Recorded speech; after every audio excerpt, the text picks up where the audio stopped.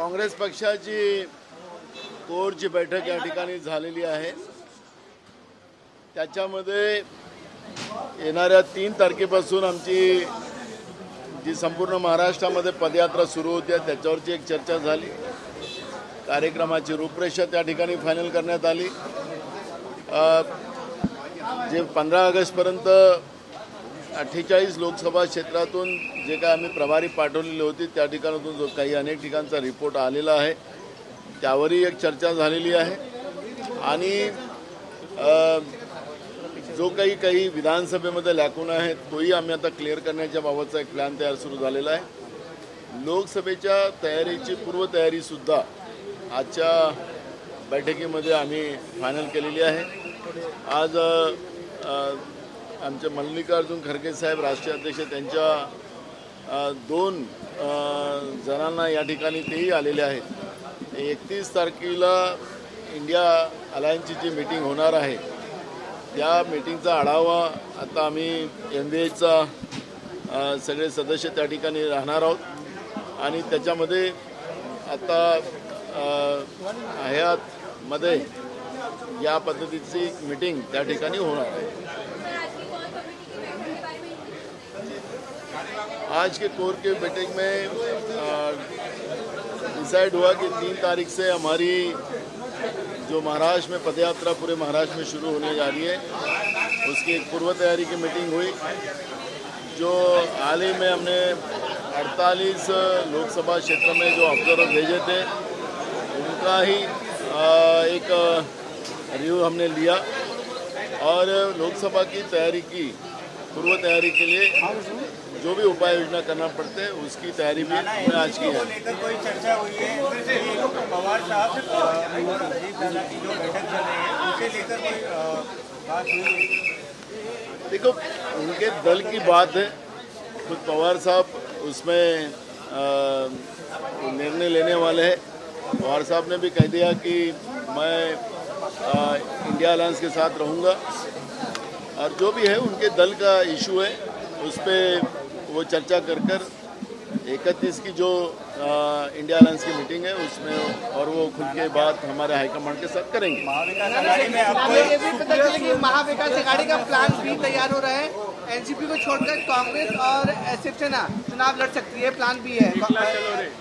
देखो ऐसा कोई नहीं है, हमने बार बार यही कहा है कि महाराष्ट्र ये कांग्रेस बेस रहा है और कांग्रेस की वोट बैंक महाराष्ट्र के हर जगह है और इस बहाने हम लोग महाराष्ट्र में कांग्रेस के वोट बैंक को हम लोग पूरे ताकत के साथ खड़ा करके जो अलायंस होगा उस अलायंस में जो हमारे साथी रहेंगे वहाँ पर हमारे अलायंस के माध्यम से उनको पूरी ताकत दी जाएगी कि महाराष्ट्र से बीजेपी को पूरे सत्ता से उखाड़ने का एक प्लान जो हमने बनाया वही हमारा बे प्लान है और उसके लिए तैयारी हमने शुरू की है और अलायंस को उसका फायदा होगा।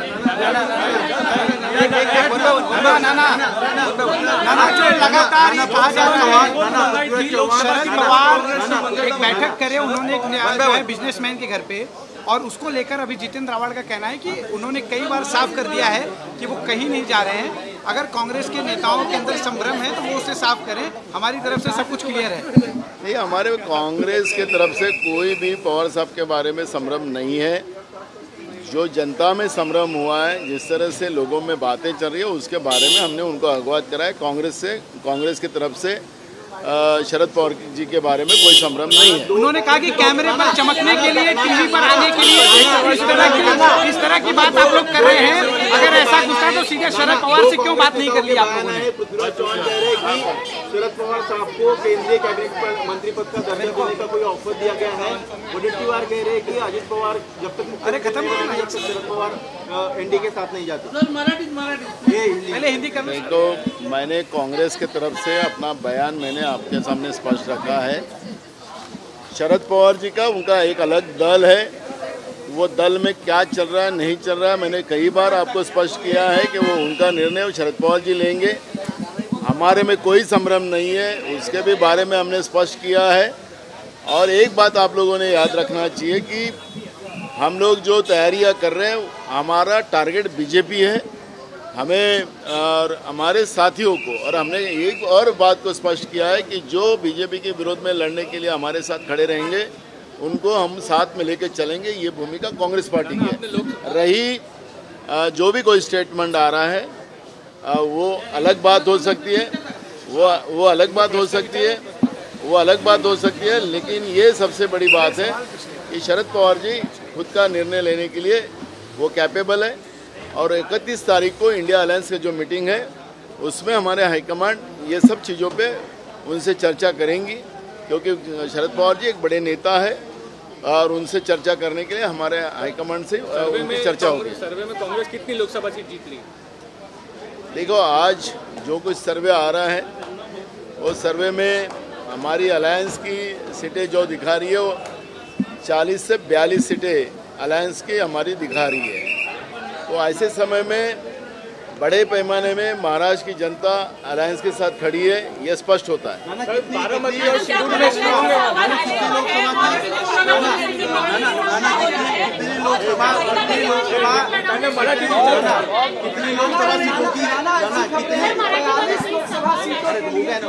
कितने लोकसभा सीटों की रिपोर्ट आई है अभी तक, और ले रहे हैं हिंदी में कितने का रिव्यू आया है? अरे एक बार हो जाए मैंने बताया ना आपको, चलो मैं पूरे सीटों का बताया ना आपको, अलायंस के लिए मैंने बताया। सर ये बताइए क्या आपको लगता है दोनों पवार मिले हुए हैं, क्योंकि फंड्स भी जो है वो एनसीपी के एमएलएस को जा रहे हैं, आपको क्या ये पूरे एमपीए के जो पवार साहब इसमें पवार साहब खुद निर्णय लेने में कैपेबल है और इसमें हमारे हाईकमांड पूरी नज़र रखे हैं। और 31 तारीख को जो अलायंस की मीटिंग है वो मीटिंग में ये सब चर्चा होगी। क्या आपका ये वैयक्तिक मत है कि दोनों पवार मिले हुए हैं? हमारा कोई मत नहीं है, पवार साहब एक बड़े नेता है, वो इसके बारे में वो खुद ही और हमारे हाईकमांड उनके संपर्क में है और हाईकमांड के लेवल पे ये सब चर्चा चल रही है।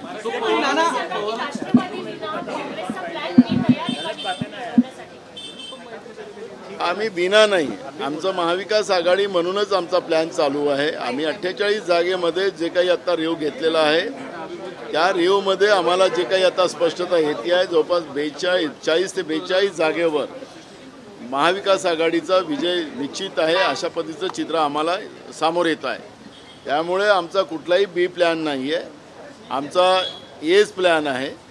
आपण महाराष्ट्र हा काँग्रेस बेस राहिलेला आहे, शाहू फुले आंबेडकर विचाराला काँग्रेसने नेहमी जोपासलेला आहे आणि ह्या विचाराची ताकद महाराष्ट्रामध्ये मोठी आहे आणि म्हणून काँग्रेसचे जे वोटर्स आहेत त्यांना सगळ्यांना एकजूट करणं हा प्रयत्न काँग्रेस करतो आहे आणि ते काँग्रेसला त्याच्यामध्ये यश आलेलं आहे आणि त्याच्यामुळे जे काही आमचं अलायन्स होईल, जे काही आमच्या अलायन्सला जागा सुटतील त्यामध्ये आमच्या अलायन्स मित्राला त्या ठिकाणी फायदा होणार आहे आणि ती तयारी आम्ही करतोय। त्याला ए आणि बी चा प्लान नाही है। अगर कोई दल छोड़ के जाता है तो क्या कांग्रेस पार्टी अकेले चुनाव लड़ेगी? कोई दल आपको छोड़ के जाएगा, कोई दल आपको छोड़ के जाएगा तो आप अकेले लड़ेंगे चुनाव? बघा, शरद पवार साहेब एक स्वतः वरिष्ठ नेते आहेत, त्यांच्या पक्षाचा निर्णय ते घेऊ शकतात, त्याबद्दल त्यांच्या पक्षातली काही जी भूमिका असेल ती ते मांडतील।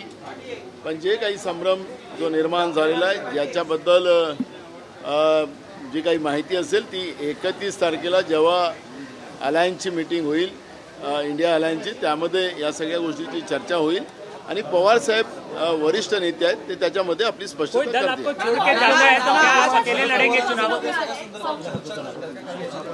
बोलणं झालेलं आहे त्यांचं, खरगे साहेब पण बोलले, त्यांच्यासोबत चर्चा झाली आणि पवार साहेबांनी जे काही मीडियाला सांगितलं त्याचप्रमाणे खरगे साहेबांना त्यांनी सांगितलं। राहुल गांधी बातचीत करने वाले थे, राहुल गांधी शरद पवारांना ऑफर आहे मंत्रिपदाची अशी वाटतं? काँग्रेसकडून मी तुम्हाला माझं काँग्रेसचं मत आपल्याला मांडलेलं आहे, त्याच्यामुळे बाकी कुठल्याही गोष्टीकडे जाऊ नका। राहुल गांधी फोन करके खुद शरद पवार से बातचीत करने वाले थे, झालं ना रे? बघा, मी तुम्हाला सांगत आहे, जे बरं झालं तुम्ही चांगला मुद्दा उपस्थित केला। महाविकास आघाडीमध्ये फार काही गडबडी आहे असं नाही, पण सरकारमध्ये मोठी गडबड आहे। दोन उपमुख्यमंत्री सातत्यानं मुख्यमंत्र्याच्या खुर्चीवर डोळा ठेवून आहे हे आम्ही सांगतो आणि ते तुम्हाला थोड्या दिवसात पाहायला मिळेल. एक दुसरं, या सगळ्या सत्तेच्या रस्साखेचमध्ये गंमत जम्मतमध्ये आपल्याला एक गोष्ट पाहायला मिळतं, आरोग्य व्यवस्था सगळ्या बिमार झाल्यात, निर्दोष लोकांचा जीव चालला, पाऊस पडत नाही त्याच्यामुळे शेतकऱ्यांच्या आत्महत्या मोठ्या प्रमाणात वाढल्यात, ज्या ठिकाणी जमिनी खरवडून गेल्यात त्याची अजून मदत दिली गेली नाही, ज्या ठिकाणी तिबार पेरणी झाली तिथं अजून मदत केली नाही, शेतकऱ्यांच्या शेतीपंपाला विद्युत नाही, 8 तास विद्युत देतात त्याच्यामध्ये सुद्धा पूर्ण वेळ देत नाही, शेतकऱ्यांच्या शेती वाळते आहे अशी परिस्थिती आज निर्माण झालेली आहे. महागाईवर सरकारचं कुठलाही कंट्रोल नाही, सामान्य लोकांचं जगणं मुश्किल झालेलं आहे आणि या सरकारमध्ये फक्त सत्तेमध्ये बसून मलाई खाणं, जनतेच्या घामाचा पैसा लुटणं आणि बेरोजगारांकडून नोकरीचा आमिष दाखवून प्रायव्हेट ज्या त्यांच्या बगलबच्च्यांना जे काम दिलेलं आहे त्या माध्यमातून ऑनलाईन पैसे गोळा करणं आणि त्या माध्यमातून एक तरुणांची लूट करणं, आर्थिक लूट करणं आणि बेरोजगारी वाढवणं अशा पद्धतीचं काम महाराष्ट्रामध्ये चाललेलं आहे. आणि म्हणून हे सरकार जे आहे महाराष्ट्रातलं हे महाराष्ट्रासाठी एक प्रकारचं घातक आणि नुकसानदायक सरकार महाराष्ट्रामध्ये आपण पाहतोय. आणि या सत्तेमध्ये ज्या पद्धतीनं रस्साखेच चाललेली आहे ही रस्साखेच आपल्याला लक्षात येतं. आता एक उपमुख्यमंत्री दिल्लीत आहेत, एक उपमुख्यमंत्री कुठल्या कामात आहे माहीत नाही, मुख्यमंत्री बिचारे आपल्या नाही आणि एक मुख्यमंत्री जे आहेत ते आपल्या ठाण्यामध्येच आहेत. त्यामुळे हे सगळी जी परिस्थिती आहे राज्य हे वाऱ्यावर सोडल्या गेलेल्या सारखी परिस्थिती आज निर्माण झालेली आहे आणि ही भयानक आहे. राहुल गांधी एकीकडे शेतकरी आत्महत्या करतात आहेत, एकीकडे तरुण आत्महत्या करत आहे. मी परवा पुण्यामध्ये होतो त्या ठिकाणी 218 लोकांनी शहरामध्ये आत्महत्या केलेल्या आहेत. हे मला पुण्याचा आकडा मिळाला. बेरोजगारी, व्यवसायामध्ये लोकांना त्यामध्ये मोठ्या प्रमाणात आर्थिक नुकसान झालं, हॉस्पिटलमध्ये सुद्धा आर्थिक बोजा उचलू शकत नाही, घर खर्च चालू शकत नाही, अशा स्थितीमध्ये 218 कुटुंबांनी त्या ठिकाणी पुण्यात आत्महत्या केली. त्याचा आकडा परवा मला मिळाला. पण महाराष्ट्रामध्ये शहरातही हीच परिस्थिती आहे. पण सरकारची ती भूमिका स्पष्ट होते की लोक मेलेत तरी चालतील पण सत्ता आमच्याजवळ असली पाहिजे आणि ही भाजप प्रणित व्यवस्था जी आहे त्याच पद्धतीचा दृष्टिकोन ठेवून राज्यात आणि देशात सत्ता करते असं चित्र आपण पाहतोय. नाना, जिस तरीके से राहुल गांधी की बात 2 दिन पहले आपने की थी, राहुल गांधी खुद बात करने वाले हैं शरद पवार साहब से और उद्धव ठाकरे जी से, क्या उनकी चर्चा हुई और आप लोगों की किस तरीके की चर्चा हुई, जो संभ्रम की स्थिति उसको कैसे दूर कर रहे हैं? देखो, हमारा कोई संभ्रम नहीं है. शरद पवार जी एक बड़े नेता है, वो उनके पार्टी का निर्णय लेने में सक्षम है, वो लेंगे. और रही इंडिया अलायंस के बारे में उन्हें स्पष्टता बताई है कि मैं इंडिया अलायंस के साथ हूँ. तो एक बार उन्हें अपने तरफ से कह दिया, वो हमारे हाईकमांड के लेवल पे वो चर्चा होगी. नेक्स्ट मीटिंग क्या है अभी? इंडिया क्या है? अभी हम लोग इंडिया अलायंस का मीटिंग अभी हम लोग करने जा रहे हैं. दिल्ली से हमारे राष्ट्रीय अध्यक्ष मल्लिकार्जुन खड़गे जी के वहाँ से कुछ प्रतिनिधि यहाँ पर आए. वो पूरे 31 और 1 तारीख की मीटिंग का अड़ावा लेने आए हैं, जायजा लेने आए हैं और उसके आधार पर ये मीटिंग बहुत अच्छी हो, क्योंकि देश भर से कई दल के नेता यहाँ पर आएंगे और उनका यहाँ पर ये मीटिंग बड़ी महत्वपूर्ण होना चाहिए, उससे बड़ा मैसेज पूरे देश में जाना चाहिए और उसकी तैयारी करने में हम जुटे हुए.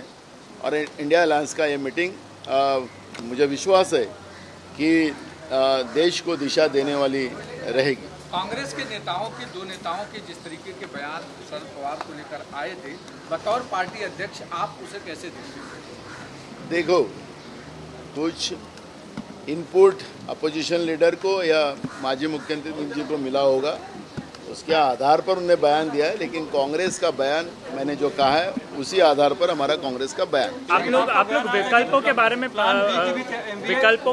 सोच रहे हैं क्या? आप लोग अगर शरद पवार नहीं होते हैं तो प्लान बी की बात हुई थी, तो नहीं, कोई प्लान बी की बात हमारे तरफ से निकली नहीं है। हमने कभी किसी को नहीं कहा कि हमारा प्लान बी बन चुका है।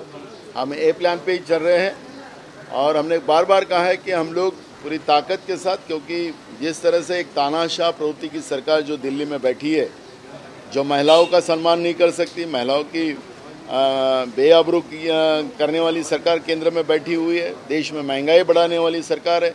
कल ही प्रधानमंत्री जी ने लाल किले से कहा कि हमने महंगाई नहीं बढ़ाई, विदेश ने बढ़ाई। इस तरह का जो गुमराह करने का, जो लोगों को हजम न हो ये बातें रखना चाहते हैं प्रधानमंत्री। जो डॉलर की बात करते थे कि रुपया डॉलर से बड़ा होगा, अब रुपये की क्या स्थिति होगी आप सब लोगों को पता है। देश के आर्थिक नीतियों को देश के प्रधानमंत्री नरेंद्र मोदी संभाल नहीं सके, उसी का परिणाम है कि आज देश में महंगाई बढ़ते जा रही है, गरीब लोगों को जीना दुभर हो गया है।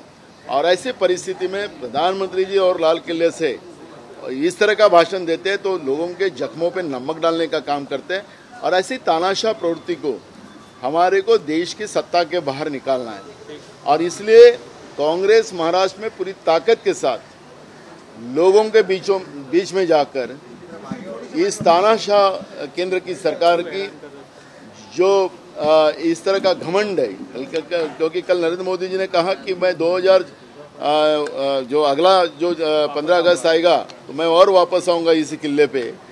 तो इस तरह का घमंड इस लोकतंत्र में किसी ने नहीं करना चाहिए, लेकिन नरेंद्र मोदी जी कर रहे हैं। और जनता आज उस बात को और गुस्सा जनता में हो गया कि एक तरफ देश को संभाल नहीं सक रहे, देश की संपत्तियां बेच कर देश चला रहे, देश में महंगाई बढ़ाते जा रहे, देश में बेरोजगारी बढ़ाते जा रहे, देश को किसान को आत्महत्या करवाने लगा रहे और देश में गरीबी बढ़ा रहे हो। और ये सब होते हुए भी और मैं ही आऊँगा अगली बार, इस तरह का वक्तव्य कर कर लोगों के जख्मों पे नमक डालने का काम नरेंद्र मोदी जी ने लाल किले से किया है। और ये सब जो व्यवस्था है उसको बदलने का काम कांग्रेस महाराष्ट्र में कर रही है। और उसके लिए हमारा प्लान जो है, हमारा ए और बी प्लान जो है, बीजेपी की सत्ता से वापसी करना, उसको उखाड़ के फेंकना, यही हमारा दायित्व जाता है और उसके लिए कांग्रेस काम में लगी। सवाल लूंगा आपसे मैं, जिस प्रकार से गतिविधियां हो रही है, आपको नहीं लगता कि जिस प्रकार से बयानात आ रहे हैं, ऐसे स्थिति में क्या यदि कोई अघाड़ी से कोई भी पार्टी दूर चले जाता है या गठबंधन तोड़ देता है तो क्या कांग्रेस पार्टी अकेले चुनाव लड़ेगी? क्या उद्धव गुट के साथ ही चुनाव लड़ेंगे? तमाम ऐसे बातों पे आपको नहीं लगता जवाब देना चाहिए? देखो, मुझे ये पता है कि कांग्रेस महाराष्ट्र में महाविकास आघाड़ी करके चुनाव लड़ने वाली है, यही कांग्रेस को पता है। और जो बीजेपी के विरोध में जो दल है उनको साथ में लेकर लड़ेंगे, ये कांग्रेस की भूमिका है। तो इसलिए जर और तर में हम लोग जाएंगे नहीं, हमारी भूमिका एकदम स्पष्ट है।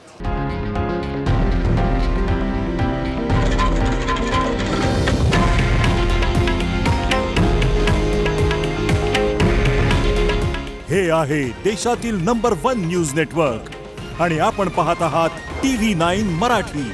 काळजी तुमची, हित महाराष्ट्राचं।